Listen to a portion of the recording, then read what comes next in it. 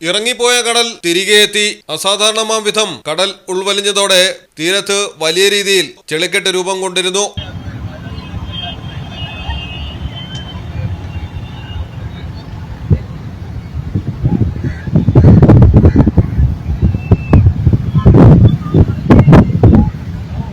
Kozhikode south ബീച്ചിലാണ് 200ഓളം മീറ്ററിലധികം ദൂരത്തേക്ക് ഉൾവലിഞ്ഞ കടൽ തിരികെ എത്തിയത്.